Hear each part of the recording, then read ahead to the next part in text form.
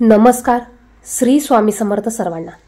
9 August शुक्रवार या दिवशी नागपंचमी आहे आणि नागपंचमीच्या वेळेस प्रत्येक स्त्री ही भावासाठी उपवास करत असते.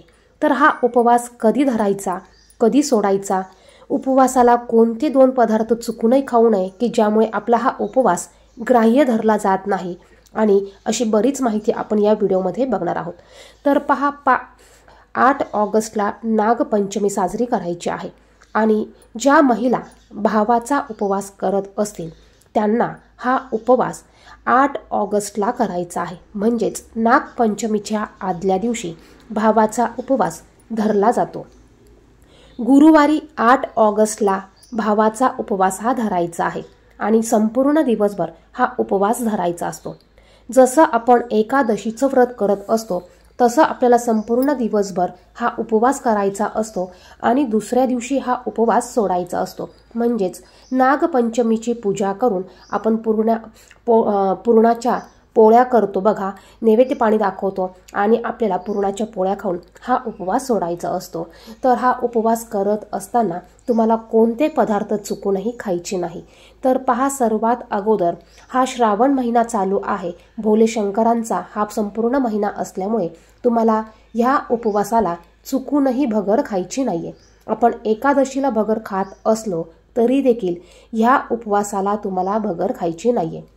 दुसरं म्हणजे आपण जे पण उपवासाचे पदार्थ बनवणार आहोत त्यामध्ये तुम्हाला आपण जे घरात समुद्री मीठ वापरतो ते मीठ वापरायचं नाहीये.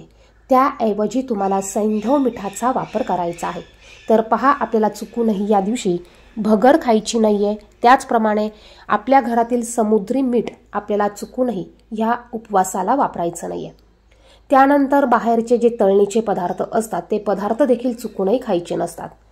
त्याचबरोबर आपल्याला गरम जे पदार्थ असतात ते गरम पदार्थ लगेच खायचे नाही, तर ते थोडे थंड होऊ द्यायचे, त्यानंतर ते पदार्थ खायचे आहे आणि संपूर्ण दिवसभर आपल्याला हा उपवास करायचा आहे.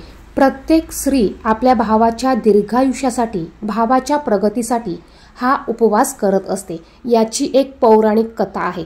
सत्येश्वर आणि सत्येश्वरी यांची एक पौराणिक कथा आहे आणि म्हणूनच त्या कथेनुसार नागपंचमीच्या दिवशी प्रत्येक स्त्री, प्रत्येक महिला भावासाठी हा उपवास करत असते. हा उपवास तुम्हाला नागपंचमीच्या दिवशी सोडायचा असतो. आता काही भागामध्ये नागपंचमीच्या दिवशी हा उपवास केला जातो. तुम्ही जर का हा उपवास 9 ऑगस्टला नागपंचमीच्या दिवशी करणार असाल तर हा उपवास तुम्हाला संपूर्ण दिवसभर सोडायचा आहे आणि हा उपवास तुम्हाला नागपंचमीच्या दुसऱ्या दिवशी म्हणजेच 10 तारखेला सोडावा लागणार आहे. आता आज गुरुवार सुद्धा आलेला आहे आणि त्याचबरोबर भावाचा उपवास देखील आलेला आहे. आता बहुतेकांचे 11 गुरुवारचे व्रत चालू असतील किंवा कोणाला चालू करायचे असतील तर पहा, तुम्ही जर का भावाचा उपवास करणार असाल तर तुम्हाला 11 गुरुवारच्या व्रताचा हा गुरुवार तुम्हाला 11 गुरुवारमध्ये काउंट करता येणार नाही. तुम्ही गुरुवारची सेवा करायची आहे, तुम्ही गुरुवारची पूजा मांडणी करू शकतात, फक्त हा गुरुवार तुम्हाला काउंट करता येणार नाही.